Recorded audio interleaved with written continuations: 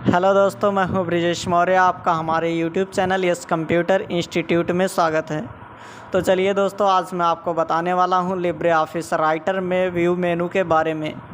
इस व्यू मेनू में मैं आपको आज नॉर्मल के बारे में बताऊंगा, किस तरह से आप नॉर्मल व्यू में देख सकते हैं, कार्य कर सकते हैं। वेब व्यू के बारे में बताऊँगा कि कैसे आप अपने डॉक्यूमेंट को वेब व्यू में कैसे देख सकते हैं। कुछ यूज़र इंटरफेस होते हैं, किस इंटरफेस पे आप कार्य करना चाहते हैं, इसके बारे में आपको बताऊंगा। और किसी भी टूल बार को आप कैसे शो करवा सकते हैं, किसी टूल बार को कैसे हाइड करा सकते हैं, इसके बारे में भी मैं आपको बताऊंगा। स्टेटस बार कहाँ होता है, स्टेटस बार को कैसे शो किया जाता है, इसके बारे में मैं आपको बताने वाला हूँ। तो सबसे पहले, जैसा कि आप मेरी स्क्रीन पे देख सकते हैं कि इस समय जो हमारा व्यू है वो नॉर्मल व्यू में है। जैसा कि आप यहाँ से व्यू मेनू पे जाके देख सकते हैं कि यहाँ पे नॉर्मल व्यू इस समय सेलेक्टेड है। यदि अगर आप वेब व्यू चुनते हैं तो आप देख सकते हैं कि आपका जो पेज है ये पूरी तरह इस तरह से दिखाई देगी वेब के रूप में।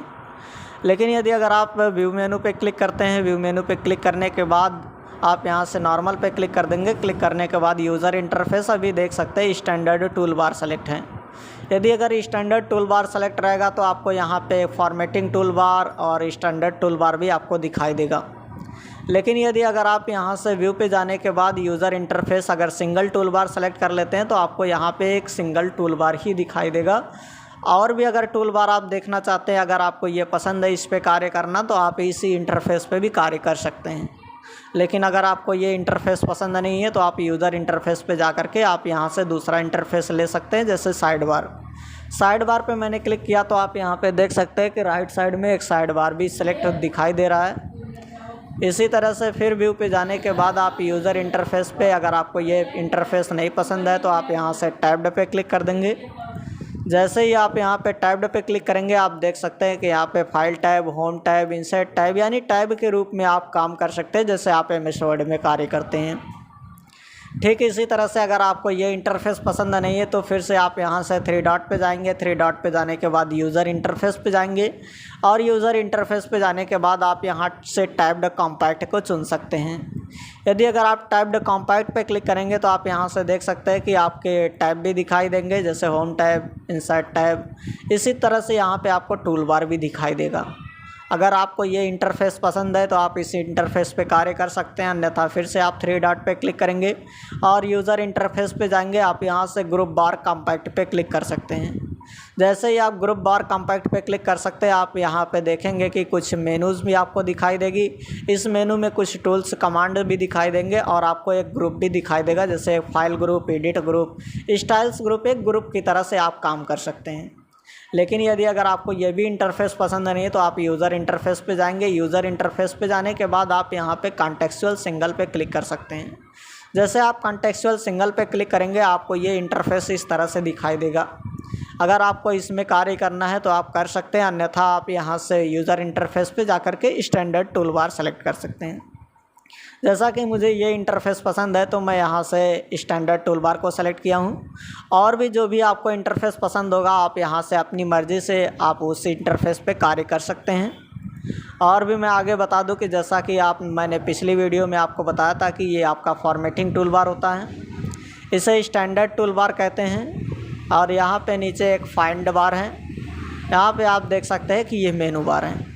लेकिन यदि अगर आप इस टूल बार को हटाना चाहते हैं यानी हाइड करना चाहते हैं तो आप यहाँ से व्यू पे जाएंगे।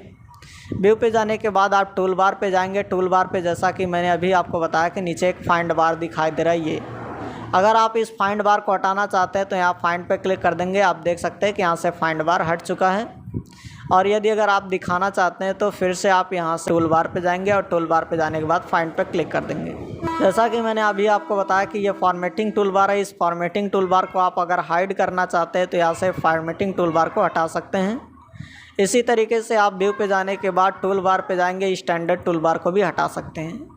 आपको जो भी टूल बार शो करवाना है, अगर शो करवाना चाहते हैं तो आप यहाँ से टूल बार पे जा करके उसके सामने सही का टिक लगा देंगे, जिससे वो टूल बार आपको दिखाई देगा। अगर किसी भी टूल बार को आप अगर नहीं देखना चाहते हैं तो यहाँ से जो भी सही का निशान लगा होगा, बस उस सही के निशान को आप यहाँ से जा करके टूल बार में जा करके उस सही के निशान को हटा देंगे, जिससे वो टूल बार जो भी आपको दिखाई दे रहा होगा वो हट जाएगा।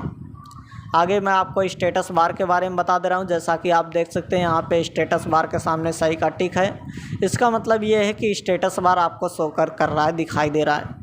लेकिन यदि अगर आप स्टेटस बार को हाइड करना चाहते हैं तो इस स्टेटस बार को हाइड करने के लिए आप व्यू मेनू का प्रयोग करेंगे और व्यू मेनू पे जाने के बाद आप यहाँ से स्टेटस बार पे क्लिक कर देंगे, जिससे आपका स्टेटस बार जो है यहाँ से ये हाइड हो चुका है। सो आई होप दोस्तों अब आपको ये समझ में आ गया होगा कि व्यू मेनू में आप नॉर्मल व्यू का कैसे प्रयोग करते हैं, वेब व्यू का कैसे प्रयोग करते हैं, यूज़र इंटरफेस का प्रयोग कैसे करते हैं और किसी भी टूल बार को अगर आपको शो करवाना है तो कैसे शो करवाते हैं, किसी भी स्टेटस बार को अगर आपको शो करवाना है तो कैसे शो करवाते हैं, कैसे स्टेटस बार को हाइड करते हैं।